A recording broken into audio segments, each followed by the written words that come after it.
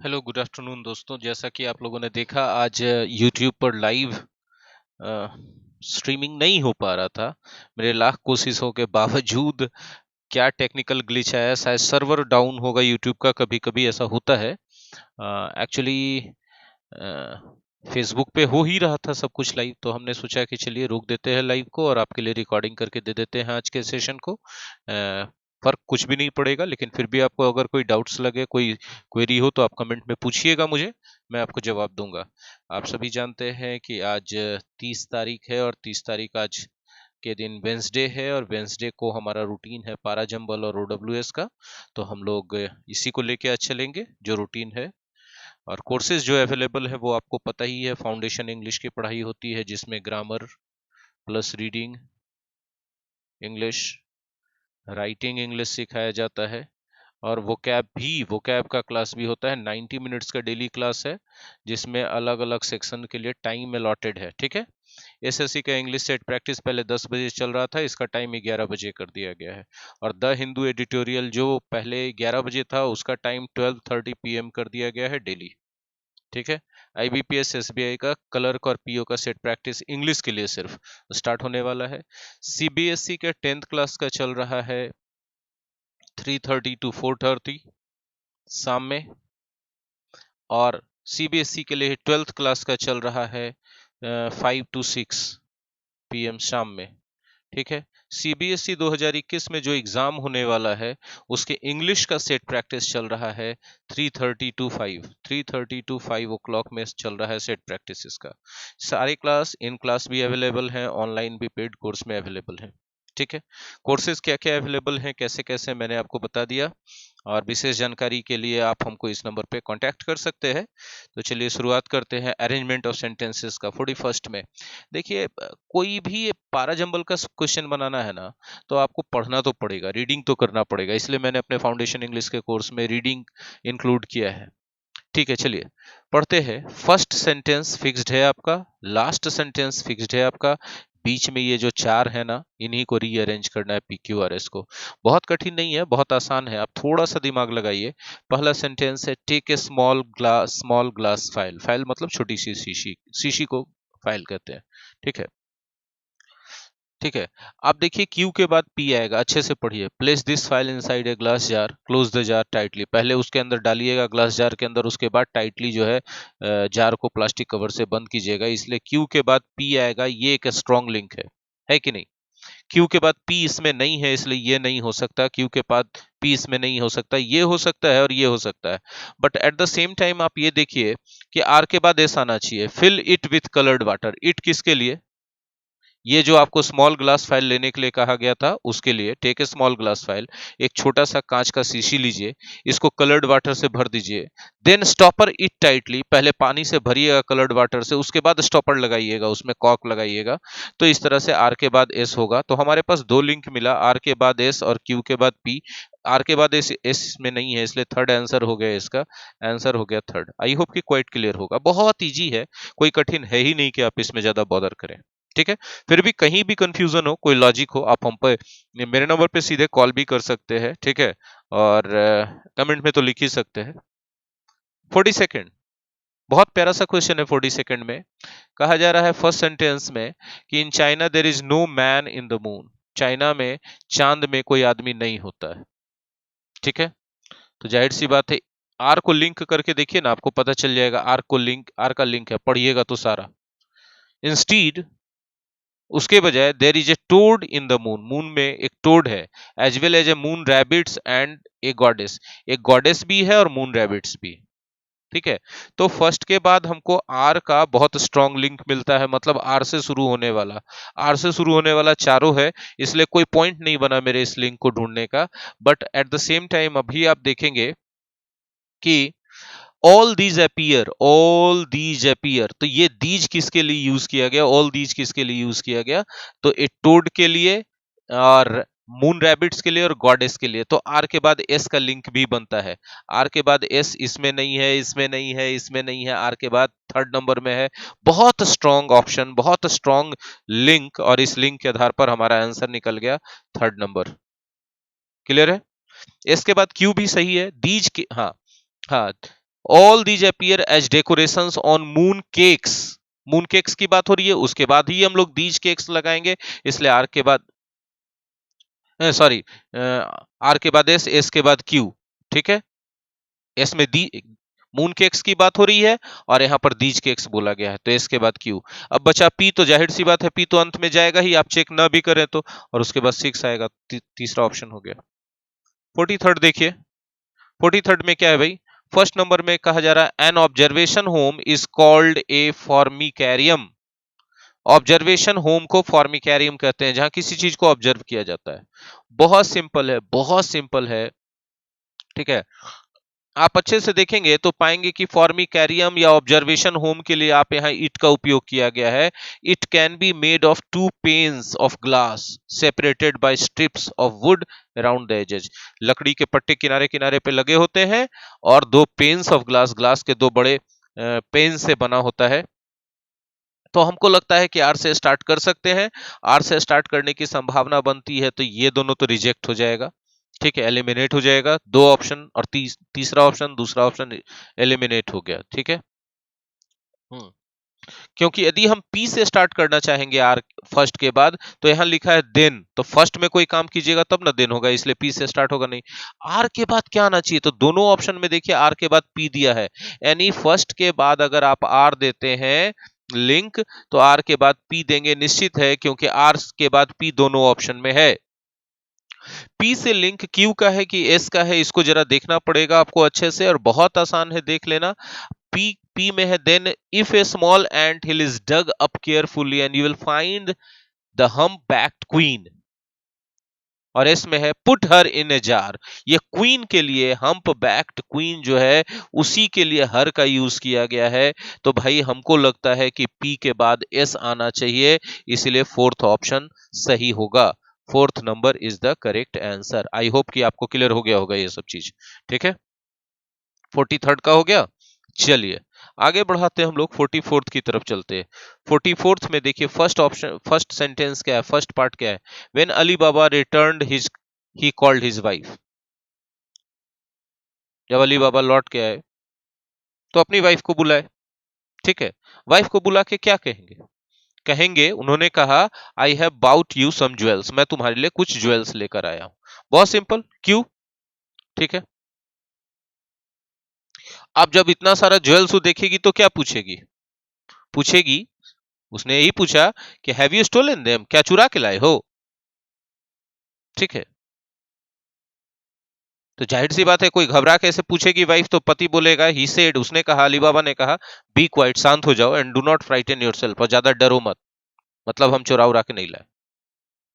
ठीक है, हो गया, जाहिर सी बात यही ना होगा जी। तब वो कहेगी ठीक है चुरा के नहीं लाया, इसका मतलब हमारे दुख के दिन अब खत्म हो गए। क्यूपीएसआर है क्या कोई, फोर्थ नंबर ऑप्शन मिल गया तो सो सिंपल। चलिए 45 देखते हैं, फर्स्ट में क्या है, the head of the family return home from office. घर का जो मालिक था, मुखिया था, वो ऑफिस से घर लौटा।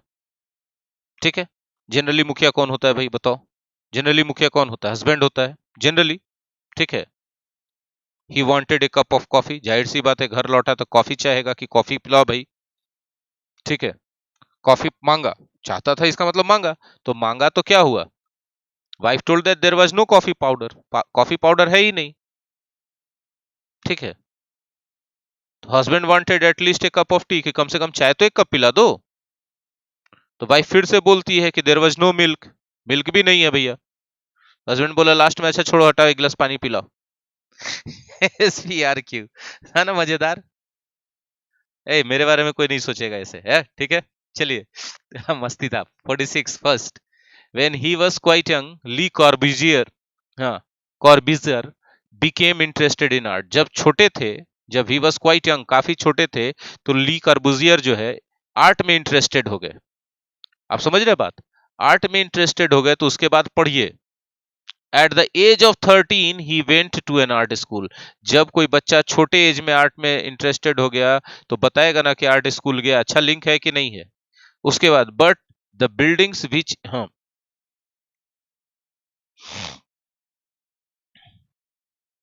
हमको लगता है इसके बाद पी आना चाहिए। At the age of 19 he travelled around Europe. ठीक है, 13 वर्ष की अवस्था में आर्ट स्कूल गए, 19 वर्ष की अवस्था में पूरा यूरोप में घूमे। ठीक है, एवरीवेयर ही वेंट, जहां जहां वह गए, he admired the magnificent buildings of the past, वहां वहां ऐतिहासिक बिल्डिंग्स को उन्होंने काफी प्रशंसा किया, उनको काफी अच्छा लगा। लेकिन लेकिन the buildings which impressed him most, जो बिल्डिंग्स से वो सबसे ज्यादा प्रभावित हुए, were those of the ancient Greeks in Athens, Athens के बिल्डिंग्स थे, प्राचीन एथेंस के।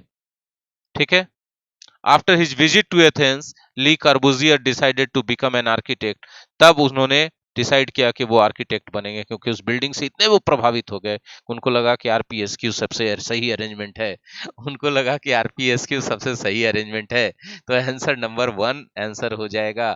आप किताब के आंसर पर पागल होके मत भागिएगा, किताब का आंसर इधर उधर हो जाता है। आगे बढ़े, 47 first part. I was in awe of Einstein and hesitated before approaching him about some ideas I had been working on। बहुत सिंपल है। मैं आइंस्टीन से बड़ा, किसी किसी से कभी जानते हैं, बहुत आदमी प्रभावित होता है ना, वो लगता है उसको क्या रही क्या है, मतलब डर भी लगता है, रेस्पेक्ट भी लगता है, उसे बात करने में हेजिटेशन होता है। तो मैं आइंस्टीन से काफी प्रभावित था, उसके ऑ में था, और उनके पास पहुंचने से पहले काफी हेजिटेट कर रहा था। एक आइडिया के बारे में जो मैं काम कर रहा था उस पर बात करनी थी, लेकिन मैं हेजिटेट कर रहा था। ठीक है, तो खैर कोई बात नहीं है। Finally when I finally knocked on his door, a gentle voice said come in. अंततः जब मैं उनके दरवाजे पर पहुंचा, दरवाजा खटखटाया, तो बड़े विनम्र आवाज में किसी ने कहा, अंदर आ जाइए। ठीक है, अब जब कोई बोलेगा अंदर आ जाइए तो क्या कीजिएगा? I entered his office and found him seated at A table. Q के बाद पी, क्यू के बाद पी कहाँ कहाँ है? क्यू के बाद पी। ठीक है, देखिए यहाँ फर्स्ट के बाद क्यू ही आएगा, याद रखिएगा। क्यों? क्योंकि हेजिटेट कर रहा था उसे मिलने से, अंततः मैं उनके पास पहुंचा। ठीक है, और दरवाजे पे दस्तक दिया तो किसी ने बड़े ही विनम्र आवाज में, जेंटल वॉइस में कहा, कम इन, आ जाइए। ठीक है, मैं अंदर चला गया तो फर्स्ट क्यूपी, फर्स्ट क्यूपी देखिए मिल गया, मिल गया। उसके बाद आर है। The single word was both welcome and A question. ये जो सिंगल वर्ड था, ये वेलकम भी था और क्वेश्चन भी था। ठीक है, और S, dressed in ill fitting clothes. Ill fitting clothes का मतलब बेतरतीब कपड़े पहने हुए थे, अच्छा से फिट नहीं हो रहा था। हिज हेयर कैरेक्टरिस्टिकली ऑरी, उनका जो बाल था पूरा एकदम उलझा हुआ था। स्माइल्ड ए वार्म वेलकम, उन्होंने मुस्कुरा के गर्मजोशी से मेरा स्वागत किया। ठीक है, हिज अटर नेचुरलनेस, उनका जो ये स्वाभाविकता था, at once set me at ease, मैं बहुत सहज हो गया उसके बाद। कितना आसान से आ गया, QPRS हो गया first option.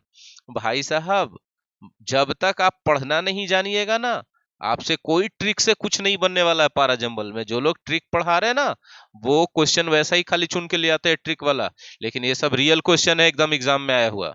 Nothing comes out of nothing, nothing से नथिंग निकलता है। ठीक है, नथिंग से नथिंग निकलता है, मतलब आप कुछ नहीं कीजिएगा तो कुछ नहीं होगा। It is honest and conscientious labour, conscientious labour का मतलब ईमानदारी से किया गया मेहनत। एलोन दैट प्रोड्यूसेस रिजल्ट, ईमानदारी और ईमानदारी से किया गया मेहनत ही रिजल्ट लाता है।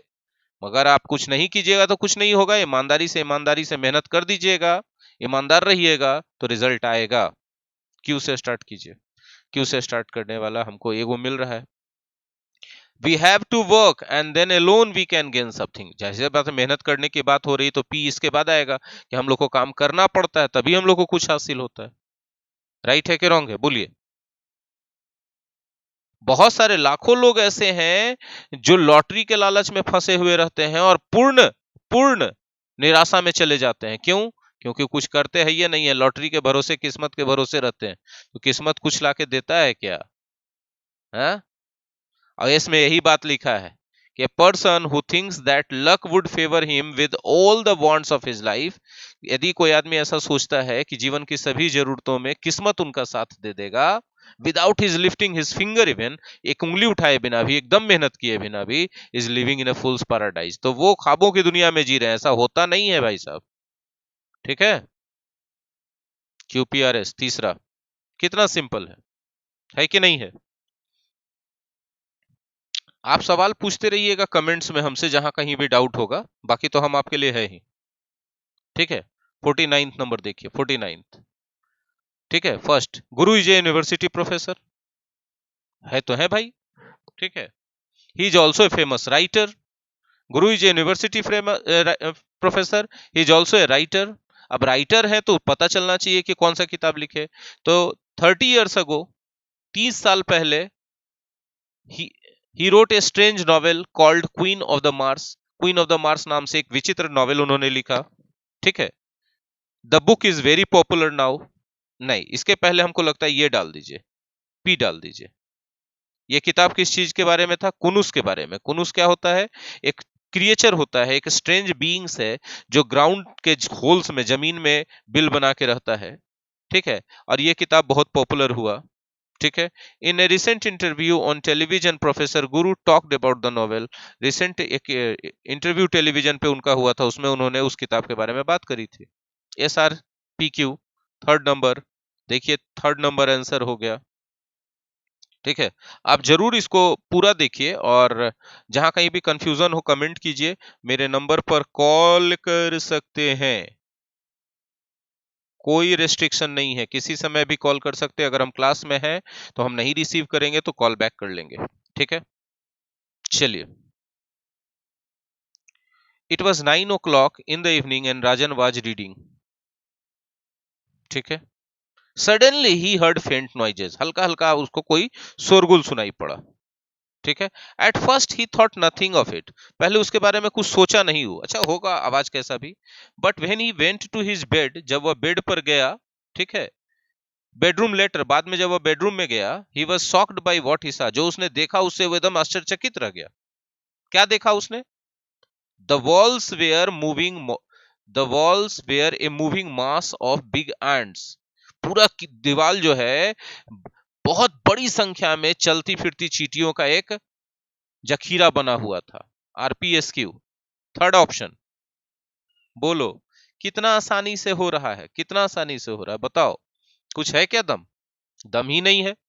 51st देखिएगा, फर्स्ट है, Abraham worked very hard and had no time to feel lonely. Abraham बहुत मेहनत करता था, उसको अकेलापन फील करने का टाइम ही नहीं था। ठीक है, Abraham was very fond of books, किताबों का बहुत शौकीन था। ठीक है, उसकी मां ने उसको पढ़ना सिखाया था जब वह बहुत छोटा था। पी के बाद एस होगा, होगा कि नहीं? किताबों का शौकीन था, मां ने पढ़ना सिखाया था। ठीक है, अब मां ने कैसे पढ़ना सिखाया था, आर में बताया गया है, देखिए।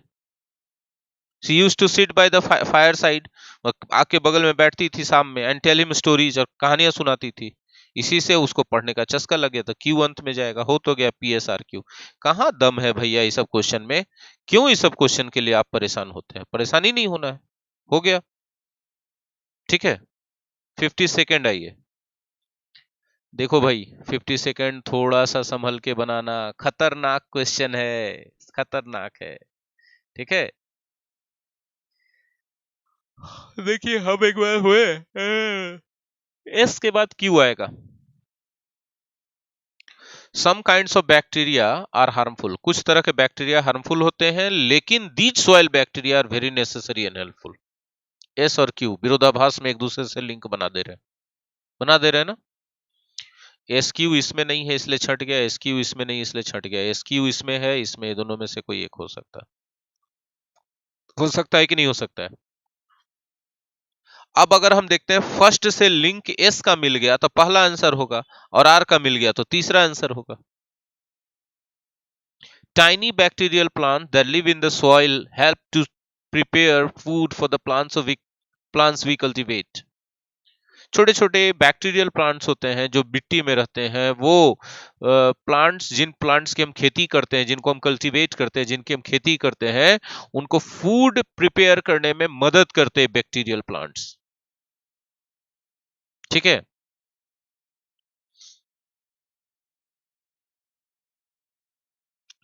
पी में the farmers work very hard to make the soil favourable, और आर में there are millions of bacteria in cubic inch of fertile soil. तो फर्स्ट से यहाँ पर हमको लगता है कि आर का बहुत अच्छा लिंक है। तो यदि हम आर से स्टार्ट करते हैं और एस क्यू का लिंक चाहिए तो आर से स्टार्ट करके एस क्यू का लिंक एक ही में है, ऑप्शन नंबर 3 में, इसलिए ऑप्शन नंबर 3 आंसर होगा। क्लियर है?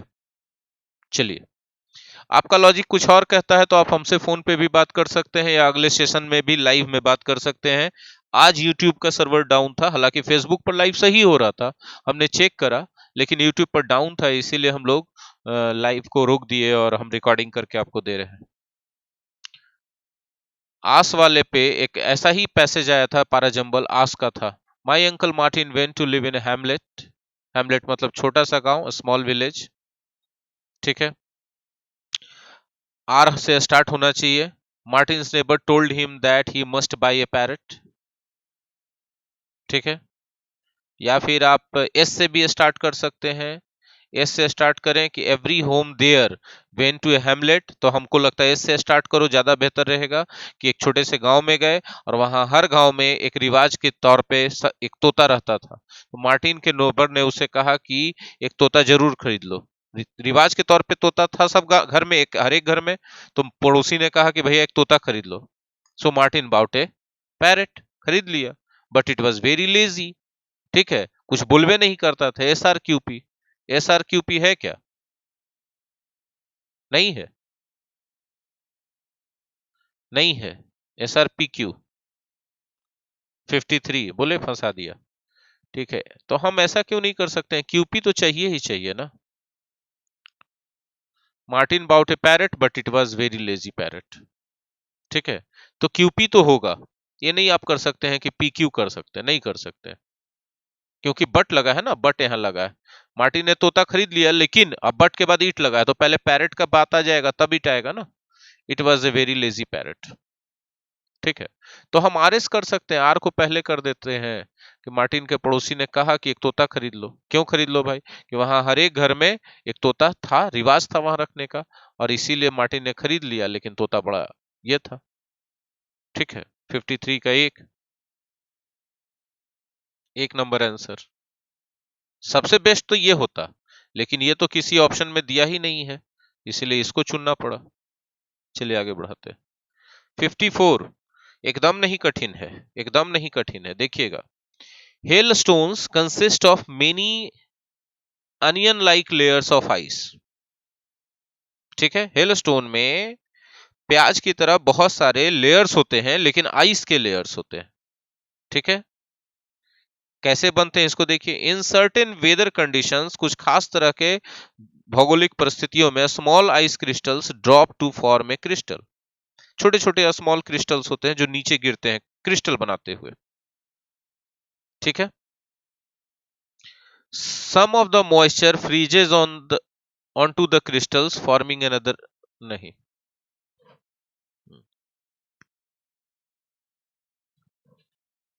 ठीक है, यदि हम कहते हैं कि क्यू से स्टार्ट करें। ठीक है, सही है।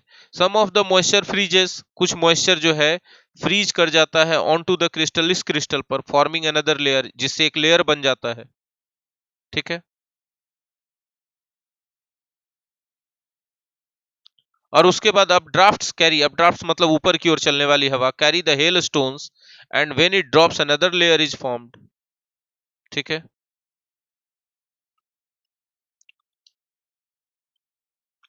जब नीचे गिरने लगता है तो अब ड्राफ्ट्स उसको ऊपर उठा देता है हेलस्टोन को, और उस पर अनदर लेयर आइस का जम जाता है। ठीक है, एक और लेयर जम जाता है, और ये प्रोसेस तब तक कंटिन्यू रहता है, ये प्रोसेस तब तक कंटिन्यू रहता है जब तक कि इतना भारी ना हो जाए कि हवा में तैरते रह सके, तो फिर नीचे गिर जाता है। तीसरा नंबर QRSP, सो सिंपल। ठीक है, चलिए 55। ठीक है, 55 फर्स्ट है, I shall tell you about the ways you can see a rainbow. बहुत आसान है। ठीक है, पहला वेज यहां बताया जा रहा है। ठीक है, कि when you stand with a light source behind you and misty water before you, you can see a rainbow. ठीक है,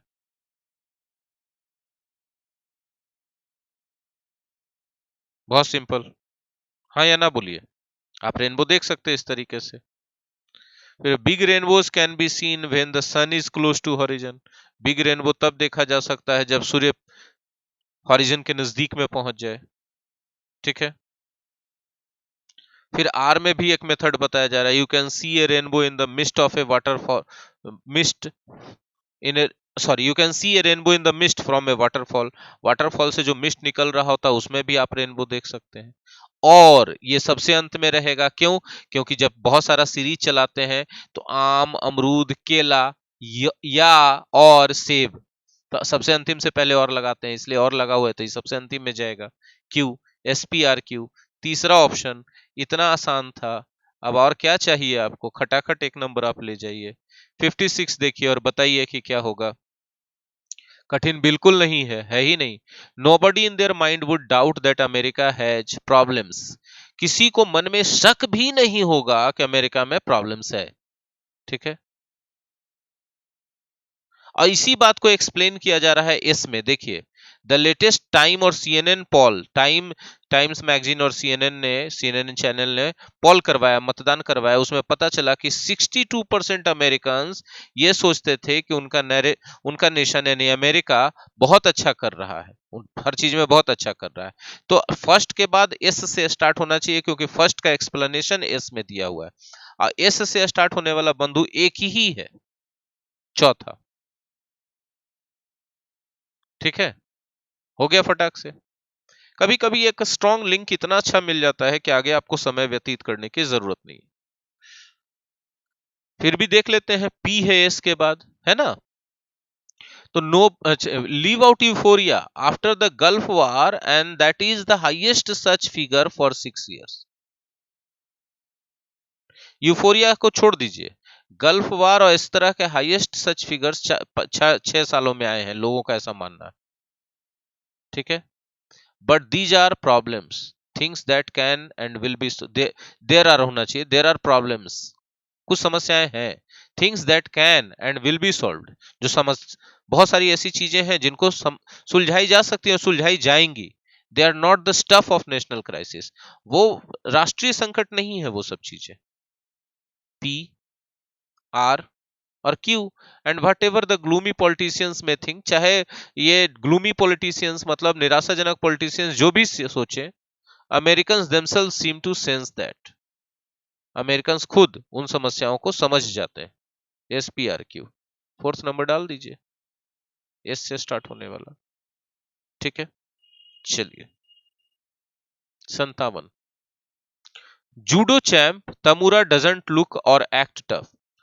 जूडो के चैंपियन है तमुरा, वो देखने से बहुत कठोर और टफ नहीं लगती। अब देखिए, पी नंबर में उनके लुक को डिस्क्राइब किया गया है। At 4 feet 9 inches, Tamura is the shortest women in the light weight class, 106 pound. Tamura का लंबाई है 4 feet 9 इंच और वजन है 106 पाउंड। तो जाहिर सी बात है, जो यहाँ कहा गया कि ये लुक टफ नहीं है, डजेंट लुक टफ, इस बात को, फर्स्ट वाले बात को पी में यहाँ पर एक्सप्लेन कर दिया गया। अब पी से स्टार्ट होने वाला एक ही है, पी के बाद क्यू। फैंस नो हर अफेक्शनेटली एज यावारा चैन। यावारा चैन के नाम से उसको प्यार से बुलाते हैं। स्पंकी कार्टून कैरेक्टर है यावारा चैन, उसी के जैसी लगती है, इसलिए वैसा उसी नाम से बुलाते हैं उसको। तो एकदम टफ नहीं दिखती है। ठीक है। अब वो आगे बता रहे हैं कि she wears a lucky pink ribbon and at 20 still grins like a carefree. हाँ, फिर, हाँ, grins like a carefree teen and guesses about ice cream. मतलब कि वो अभी 20 साल की हो चुकी है, लेकिन खिखिया के हंसती है जैसे टीनेजर्स लोग हंसते हैं, और आइसक्रीम के लिए पागल रहती है, गसेज अबाउट आइसक्रीम, दौड़ लगाती है कि उसको मिलना चाहिए। लकी पिंक कलर का रिबन पहनती है फाइट करते समय। No wonder the Japanese go wild when she tosses opponents when of many of whom tower over her. बहुत सारे उनके ओपोनेंट्स हैं जो उससे भी लंबे लंबे हैं, और उठा करके पटक देती है, टॉस करती है, डीम से उठा के बजाड़ देती है। तो एकदम जापानी लोग एकदम उसके दीवाने हो जाते हैं उसके इस अदा पर, कि देखने में इतना पतला दुबला क्यूट सा लगती है, और उठा उठा के जब मारती है तो गर्दा उड़ा देती है। तो PQRS सही है भैया, फर्स्ट नंबर ऑप्शन। ठीक है। चलिए, 58 का देखिएगा, बहुत अच्छा है। 58. It is only the last 3 years that we have seen the rebirth of TB. पिछले 3 सालों में हम लोगों ने टीबी का रीबर्थ देखा। रीबर्थ देखने का मतलब क्या होता है? टीबी खत्म हो गया था, फिर से टीबी के मरीज दिखाई पड़ने लगे। ठीक है, फिर से दिखाई पड़ने लगे। ये चिंता की बात नहीं है। चिंता की बात यह है कि एक्सपर्ट्स को दिखाई पड़ रहा है particularly patent strains of the TB bacteria that are resistant to 2 or more anti TB drugs. दो या दो से ज्यादा एंटी टीबी ड्रग्स के खिलाफ रेसिस्टेंट वाले टीबी बैक्टीरिया के स्ट्रेन दिखाई पड़ने लगे हैं। ये चिंताजनक बात है, पी में बताया जा रहा है। क्यू में है this is compounded by the fact that the symptoms disappear in about 2 months. और साथ ही साथ इसके एक बात और है कि जो ये टीबी है, नया वाला टीबी, इसका सिम्टम्स 2 महीना में खत्म हो जाता है। तो हो सकता है, देखिए होता क्या है ना, ट्यूबरकुलोसिस या टीबी किसी को हो जाए तो दवा का पूरा कोर्स खाना पड़ता है, क्योंकि अगर बैक्टीरिया अंदर है और इनएक्टिव हो गया, आप उसको छोड़ दीजिएगा पूरा दवाई का कोर्स खाए बिना, तो मरेगा नहीं। अब पूरी तरह से खत्म नहीं होगा तो कुछ दिन के बाद फिर से वो सर उठाएगा, और इस बार जो दवाई आप खाए थे उसका प्रतिरोधक क्षमता वो अपने अंदर पैदा कर लेगा, तो वो फिर से जिन जो एक्टिव होगा प्रतिरोधक क्षमता पैदा करके उस पर जो दवाई आप पिछली बार खाए थे अगला बार असर नहीं करेगा, इसलिए दवाई पूरा खाना पड़ता है। और जो नया बैक्टीरिया का स्ट्रेन आया है, इसमें एक खास बात यह भी है कि 2 महीना में इसका सिम्टम्स नहीं दिखता है, तो आदमी छोड़ देगा दवाई खाना कि अच्छा अब तो ठीक हो गए, है ना। 3 or 4 anti TB drugs are available at no cost in government clinics. R में कहा जा रहा है कि 3-4 तरह का दवाई है टीबी का जो गवर्नमेंट क्लिनिक्स में विदाउट कॉस्ट अवेलेबल है। फिर भी the long period of treatment leads to a high rate of non compliance with the treatment. लेकिन इतना लंबा इसका इलाज चलता है, जैसे पैसा इसका कारण नहीं है इलाज छोड़ने का, बहुत लोगों का ये इतना लंबा इलाज चलता है ना कि बहुत सारे लोग इलाज बीच में लंबा चलने के कारण छोड़ देते हैं। ठीक है, तो आर और एस एक साथ आना चाहिए, पी क्यू एक साथ आना चाहिए, आर, है ना। इन सच केसेज ए रिलैप्स अकर्स, और इस तरह के मामलों में रिलैप्स हो जाता है, लापरवाही हो जाती है, and the bacteria appear in more virulent and drug resistant form. Bacteria जो फिर से प्रकट होता है शरीर में, संक्रमित संक्रमण करता है, वो ज्यादा वैरुलेंट होता है, ज्यादा आक्रामक होता है, एग्रेसिव होता है। वैरुलेंट मतलब एग्रेसिव ज्यादा होता है, ठीक है, और ज्यादा रेसिस्टेंट होता है दवाई का उस पर। पीक्यूआरएस एकदम सही अरेंजमेंट है, फर्स्ट नंबर ऑप्शन। ठीक है, चलिए 59 देखते हैं। 59 एक्यू मीन्स क्या होता है? नीडल्स, लैटिन में एक्यू मीन्स क्या होता है? नीडल्स। ठीक है, तो quite appropriately then acupuncture consists of inserting very fine needles at a specific points in the skin located near nerve endings. Nerve endings पर जो नसों के छोर होते हैं उन पर कुछ खास लोकेशन में स्किन के अंदर जो रहते हैं वो सब, उनमें महीन नीडल्स को इंसर्ट किया जाता है, घुसाया जाता है, पंक्चर किया जाता है, इसलिए इसका नाम होता है एक्यूपंक्चर। तो हमको लगता है एक से क्यू का बहुत अच्छा रिलेशन है। क्यू से शुरू होने वाला ये नहीं, ये नहीं, ये नहीं, ये खाली क्यू के बाद एस भी आएगा। These are connected to one another by lines called channels और meridians। ये जो होते हैं नर्व्स होते हैं, वे एक दूसरे से कनेक्टेड रहते हैं कुछ माध्यम से। इन माध्यम्स को चैनल्स कहते हैं या मेरिडियंस कहते हैं। ठीक है, फिर पी है the needles stimulate specific nerves that transmit electric impulses via the spinal cord and brain to the affected area. इन नीडल्स जब चुभाए जाते हैं तो खास स्पेसिफिक नर्व्स को ये स्टिमुलेट कर देते हैं, जिससे इलेक्ट्रिकल इंपल्सेस पैदा होते हैं जो स्पाइनल कॉर्ड से होते हुए, ब्रेन से होते हुए अफेक्टेड एरिया तक जाते हैं। ठीक है, एक्यूपंक्चर आल्सो स्टिमुलेट्स, फिर भी यहां भी स्टिमुलेट करने का, क्यूएसपीआर, फोर्थ ऑप्शन आंसर हो गया। ठीक है, 60 नंबर देखिएगा, 60 नंबर।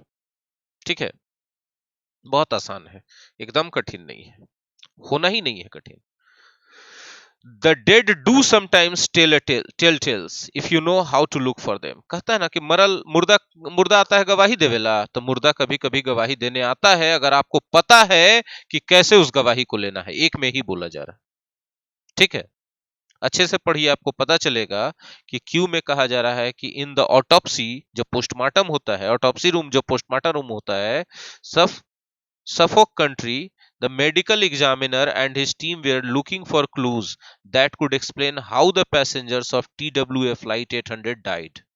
TWA फ्लाइट 800 के पैसेंजर्स कैसे मरे, इसका क्लू निकालने के लिए सफोक कंट्री के मेडिकल एग्जामिनर और उनका टीम ऑटोप्सी रूम में कुछ तलाश कर रहा था क्लू। ऑटोप्सी रूम में जाहिर सी बात है डेड बॉडी से ही तलाश कर रहा होगा। तो जो पहला में कहा गया है कि मुर्दे भी कभी कभी आकर गवाही दे जाते हैं, अगर आपको उनको गवाही लेना आता हो, उनको तलाशना आता हो, तो इस बात को क्यू में अच्छे से जस्टिफाई कर दिया गया उदाहरण देके। ठीक है, उसके बाद देखिए, the body of a person killed by a bomb looks different from the body of a victim in ordinary plane crash. देखिए, एक बॉम्ब बॉम्ब ब्लास्ट होगा तो जो आदमी मरेगा उसका जो डेड बॉडी होगा, प्लेन क्रैश के जो विक्टिम होंगे, जो मरने वाले होंगे, उनके डेड बॉडी से अलग होगा। ठीक है, अब यहां पर जो एस बोला गया है, एस के बाद पी का लिंक आता है। क्यों? क्योंकि पी में कह रहा है the flesh of bomb victims is shredded. जो बॉम्ब विक्टिम का जो मांस का शरीर का मांस होता है वो श्रेडेड हो जाता है, चिथड़ा उड़ जाता है उसका। उसका क्या होता है? चिथड़ा उड़ जाता है। ठीक है, and may be seized by chemicals, और उसमें केमिकल्स लथपथाए होते हैं, तो इस तरह से वो अलग होता है। ठीक है, बट मोस्ट ऑफ द क्रॉप्सेज, कॉर्पसेज का मतलब डेड बॉडीज, कॉर्पसेज का मतलब डेड बॉडीज। ठीक है, he examined had been killed by the impact of hitting the water from a height of more than 2 miles। 2 मील ऊंचाई से कोई शरीर पानी से टकराएगा, ऐसा इंपैक्ट दिखाई पड़ रहा था। SPR एक साथ आना चाहिए, क्यू आना चाहिए, शुरुआत में क्यू आना चाहिए, SPR एक साथ आना चाहिए। तीसरा ऑप्शन आंसर हो गया। ठीक है, बहुत आसान था, कठिन बिल्कुल नहीं था। 61st देखिए, fighting a fire demands a lot of strength and endurance. ठीक है, आग बुझाने के लिए जो आग बुझाने वाले लोग होते हैं उनमें काफी शक्ति होती है, काफी सहन शक्ति भी होती है। एंड्योरेंस माने सहन शक्ति। ठीक है, अब कैसे होता है, इस सारा चीज इसमें एक्सप्लेन किया गया। अपार्ट फ्रॉम दीज लिखा है तो जाहिर सी बात है कि पहले सारा बात बोल दीजिएगा, तब उसके बाद कहिएगा इनके अलावा। एस अंत में आना चाहिए, और एस अंत में आने वाला एक ही है, दूसरा ऑप्शन। एकदम पक्का है कि अपार्ट फ्रॉम दीज, मतलब दीज का मतलब बहुत सारी बातें, इन सब बातों के अलावा। तो इन सब बातें पहले PQR को बोल दीजिए और तब अंत में बोलिए। PQR जैसे भी रखे, एस अंत में रहेगा, और एस अंत में सिर्फ एक ही ऑप्शन में है, दूसरा ऑप्शन में। बोलिए सर श्योर है? हाँ हाँ सर श्योर है। अपार्ट फ्रॉम दीज का मतलब ही होता है, दीज मतलब वो सब बातें के अलावा।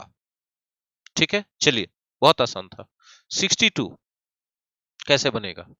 We were taking tea at the Ratna tea stall. हम लोग टी चाय पी रहे थे, suddenly we heard a noise. अचानक से हम लोगों को एक आवाज सुनाई पड़ा। आवाज सुनाई पड़ेगा तो हम लोग दौड़ के बाहर भागेंगे, बाहर भागे। ठीक है, बाहर जब हम लोग गए तो we found a tourist bus which had just rumped into मतलब जाके टकरा जाना स्पीड से। टैमरिन ट्री, इमली के पेड़ से टकरा गया था, रोड साइड में था इमली का पेड़। ठीक है, हम लोगों ने पैसेंजर्स को बाहर निकलने में मदद किया। SQPR, SQPR फर्स्ट ऑप्शन में है, फर्स्ट ऑप्शन आंसर हो गया। कहानी जो भी रहेगा उसमें आपको पाराजंबल बनाने में दिक्कत नहीं होगा। 63rd बहुत आसान है, देखिए 63rd में, democracy is the primary goal of our Indian constitution. ठीक है, देखिए एक चीज यहां पर देखिएगा, क्यू में पढ़िए, in a democracy the people are the rulers. और एस में देखिए, they rule through their elected representatives. Q के बाद एस आएगा कि नहीं आएगा? क्यू के बाद एस है, क्यू के बाद एस है, इसमें नहीं है, इसमें नहीं। ठीक है, अब 3 और 4 में से एक चुन लीजिए, RP होगा कि PR होगा। ठीक है, तो पहले ही ना बताएंगे कि if representatives do not rule according to the wishes of the people, they are changed in the next election. अगर लोगों की इच्छा के अनुसार रिप्रेजेंटेटिव शासन नहीं करते हैं तो उनको अगले इलेक्शन में चेंज कर दिया जाता है, और तब न्यू रिप्रेजेंटेटिव्स आते हैं। QSPR तीसरा ऑप्शन। ठीक है, सिंपल। सेकंड लास्ट है पाराजंबल का, उसके बाद हम लोग आ जाएंगे वोकेबलरी में। वोकेबलरी में आज है OWS। ठीक है, OWS भी हम लोग लेके चलेंगे, फटाफट हो जाएगा सारा चीज। Satellites have been launched into space for various purposes. बहुत तरह के उद्देश्य से, अनेक तरह के उद्देश्य से सैटेलाइट्स को यूनिवर्स में लॉन्च किया गया है, ब्रह्मांड में लॉन्च किया गया है, स्पेस में, अंतरिक्ष में लॉन्च किया गया है। ठीक है, we have launched our first satellite Aryabhata on 19th April 1975। ठीक है,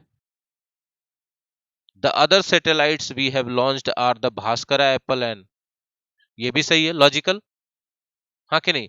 our latest achievement, chronological order, सबसे पुराना उसके बाद सबसे नया, is the launching of PSLV rocket. ठीक है, इसीलिए हम लोग कह सकते हैं देयर फॉर है, रिजल्ट है, ये हमेशा अंत में रहेगा, तो अंत में इसी में है, इसमें है, लेकिन क्यूआरपी की जगह क्यूपीआर होगा, सीक्वेंस देते हैं टाइम का, तो इसीलिए पहला ऑप्शन सही हो जाएगा। ठीक है, पाराजंबल का लास्ट क्वेश्चन आज के लिए। National integrity means national unity for all. National integrity का मतलब होता है सबके लिए नेशनल यूनिटी। ठीक है, the feeling of Indianness should be achieved to preserve our unity. ठीक है, but there are some evil tendencies in our society to hamper unity. Our government is taking steps to remove such tendencies. R के बाद Q पढ़ लीजिए, are के बाद Q यहाँ है, प्लीज बी सीटेड। आर के बाद क्यू यहाँ है, यहाँ नहीं है, यहाँ नहीं है, फर्स्ट ऑप्शन, आंख मूंद के फर्स्ट ऑप्शन, बाकी कुछ दिमाग लगाने का जरूरत नहीं है। ठीक है, फर्स्ट ऑप्शन।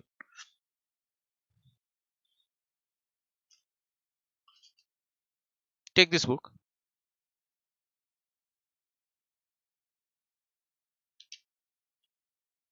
This one. चलिए नेक्स्ट, अब आ गए हम लोग ओडब्ल्यूएस में। ओडब्ल्यूएस सेक्शन में हम लोग आ चुके हैं, वोकेबलरी सेक्शन में। 31st में क्या है, one who goes to settle in another country, जो किसी देश में सेटल होने के लिए, बसने के लिए जाता है, उसको एमिग्रेंट कहते हैं। जैसे देखिए, यदि हम बोलते हैं ये इंडिया है, ठीक है, और इधर बांग्लादेश हम बना देते हैं, तो बांग्लादेश से कुछ लोग एग्जिट करके इंडिया में आएंगे, एग्जिट किए यहाँ से, ठीक है, और यहाँ आके इन कर गए, तो यहाँ से एग्जिट किए, तो यहाँ के लिए वही लोग एमिग्रेंट कहलाएंगे, बांग्लादेश के लिए। और इंडिया में इन किए हैं तो यहाँ के लिए इमिग्रेंट कहलाएंगे। ट्रिक क्या है इसमें, कि आई से इन किए, आई से इमिग्रेंट हुआ, ई से एग्जिट किए, ई से एमिग्रेंट हुआ। तो one who goes to settle another country, another country में जाते हैं, तो जाते यहां से, जहां से जाते हैं वहां के लिए इमिग्रेंट कहलाएंगे, इसलिए फोर्थ नंबर ऑप्शन सही होगा। इमिग्रेंट भी हमने आपको यहां बता दिया फर्स्ट। एलियन, एलियन का मतलब होता है अजनबी या विदेशी। सिटीजन होता है नागरिक, तो फर्स्ट का आंसर हो गया फोर्थ। ठीक है, 32nd, one who hates mankind, hate कहीं भी रहे तो मिसन रहेगा, मिस है। अथ्रोप मतलब मैनकाइंड, मिसैंथ्रोप मतलब मनुष्य से नफरत करने वाला, मानव से। मीसो ये भी नफरत है, गायनी महिला है तो महिलाओं से नफरत करने वाला। टेररिस्ट आतंकवादी। फिलेन लव करने वाला। थ्रोपिस्ट, थ्रोप आ गया मानव, तो वन हु लव्स मैनकाइंड होगा तो फिलेंथ्रोपिस्ट हो जाएगा। चलिए 33rd चलते हैं। Belonging to all parts of the world, दुनिया के सभी देशों से जो जुड़ा हुआ है, ठीक है, तो उसको क्या कहेंगे भाई, जो दुनिया के दुनिया नहीं है, दुनिया के देश नहीं, दुनिया के सभी हिस्से में पाया जाता है, तो उसको वैश्विक बोलते हैं या सार्वभौमिक बोलते हैं, तो यूनिवर्सल हो जाएगा। बोले सर कॉस्मोपॉलिटन, दुनिया के सभी देशों से जुड़ा रहता है नागरिक के तौर पे, है ना, related to all the countries या more than one country of the world, that is called cosmopolitan, बहुराष्ट्रीय, है ना। लेकिन विश्व के हर एक भाग में पाया जाता है तो यूनिवर्सल है, सार्वभौमिक है। वर्सेटाइल का मतलब होता है बहुमुखी। वर्सेटाइल मतलब एक से ज्यादा फील्ड में उसका टैलेंट होता है, वर्सेटाइल, है ना। सेक्युलर धर्मनिरपेक्ष। 33rd देखते हैं, one who walks on ropes, funambulist कहते हैं जो रस्सियों पर कूद के करतब दिखाता है, ठीक है, और बाकी फिजिकल करतब दिखाने वाले को एक्रोबैट कहते हैं, इसलिए कंफ्यूज इससे मत होइएगा। अपहोल्स्टर कहते हैं जो आपको फर्नीचर आपको बना के देता है, प्रोवाइड कराता है। और एविएटर किसको कहते हैं भाई, तो एविएटर कहते हैं पायलट को। किसको कहते हैं, पायलट को। तो आंसर हो गया 1 नंबर, ठीक है, और इसमें आंसर हो गया 2 नंबर। सेकंड नंबर आंसर हो गया इसमें। 35th देखिएगा, the study of the origin and history of words, शब्दों की उत्पत्ति और उसके ऐतिहासिक पृष्ठभूमि का अध्ययन इटिमोलॉजी कहलाता है, सेकंड नंबर आंसर होगा। बाकी को हम बता देते हैं। लिंग्विस्टिक्स भाषा विज्ञान, वर्बोस वैसा व्यक्ति जो फालतू शब्दों का उपयोग करता है बोलते समय, उतने शब्दों का उपयोग करने की जरूरत नहीं है। Anthology collection of different writers and poets, है ना, भिन्न भिन्न रचनाकारों की रचनाओं का संग्रह एंथोलॉजी कहलाता है। आगे बढ़े। 36, a person who breaks into a house in order to steal, ठीक है, जो चोरी करने के लिए घर में घुसता है उसको बर्गलर कहते हैं, और जो अनाधिकार प्रवेश करता है कहीं पर भी उसको इंट्रूडर इंट्रूडर कहते हैं। इंट्रूड मतलब होता है घुसपैठ करना, घुसना, अनाधिकार, इंट्रूडर हो गया। पोचर किसको कहते हैं? पोचर कहते हैं अवैध शिकारी को, इलीगल हंटर, जिसको लाइसेंस नहीं है जानवरों को मारने का लेकिन फिर भी मार रहा है अपने व्यवसायिक लाभ के लिए, पोचर है। बैंडिट मतलब रॉबर, डाकू, आंसर हो गया आपका बर्गलर है, 4 number. 37th, the study of maps, the study of maps कहलाता है कार्टोग्राफी। कार्टोग्राफी मतलब ही होता है नक्शा का अध्ययन, भौगोलिक नक्शाओं या कोई भी जमीन के नक्शा का अध्ययन, ये कहलाता है ना। तो आंसर हो गया आपका ये। ज्योग्राफी भूगोल, जियोलॉजी भूशास्त्र, एटलस तो जानते ही है, कलेक्शन ऑफ मैप्स, तो आंसर हो गया फर्स्ट। 38th, टफ टिश्यूज इन जॉइंट्स, लिगामेंट्स कहते हैं, है ना, लिगामेंट्स, टफ टिश्यूज इन जॉइंट्स। एंडोडर्म, देखिए भाई, एंडोडर्म वो टिश्यूज होते हैं जो इंटरनल बॉडी ऑर्गन्स को बनाते हैं, ठीक है, जानवरों में भी और मनुष्य में भी। मसल्स मांसपेशियां, फाइबर तो जानते हैं, रेसे। 39th लास्ट होने जा रहा है। 39th में क्या होगा? The first model of a new device, उसको प्रोटोटाइप कहते हैं। किसी भी डिवाइस, न्यू डिवाइस का जो फर्स्ट मॉडल बनाया जाता है उसको प्रोटोटाइप कहते हैं, ठीक है। स्कल्पचर मतलब मूर्ति, फोटोग्राफ तो जानते हैं। आइकॉन मतलब प्रतीक, ठीक है। 40 नंबर लास्ट है जो आज का है, building where an audience sits, जहां पर श्रोतागण बैठते हैं उसको ऑडिटोरियम कहा जाता है। ऑडिटोरियम आंसर यही हो गया, श्रोता कक्ष। एक्वेरियम जल जीवशाला, आप अपने घरों में देखते हो जिसको मछली घर बोलते हैं, छोटा सा शीशा का रहता है, बड़ा भी रह सकता है, उसमें पानी रहता है, कुछ सजावटी पत्थर और पौधे डाले रहते हैं, कुछ मछलियां रहती हैं सुंदर। जिम्नेजियम व्यायामशाला, जहां हम लोग कसरत करते हैं। स्टेडियम, स्टेडियम तो जानती हैं जहां खेल होता है, इंडोर स्टेडियम, आउटडोर स्टेडियम, तो आंसर हो गया थर्ड नंबर। यही कहानी था आज का, जो कि लाइव स्ट्रीम यूट्यूब पर नहीं हो पाने की वजह से रिकॉर्डिंग करके आप लोगों को देना पड़ रहा है। Thank you very much cooperation के लिए। लाइक कर दीजिएगा, शेयर कर दीजिएगा, और कोई भी टेक्निकल इशू होगा तो क्लास नहीं रुकेगा, रिकॉर्डिंग चला जाएगा आप लोगों को। Thank you very much.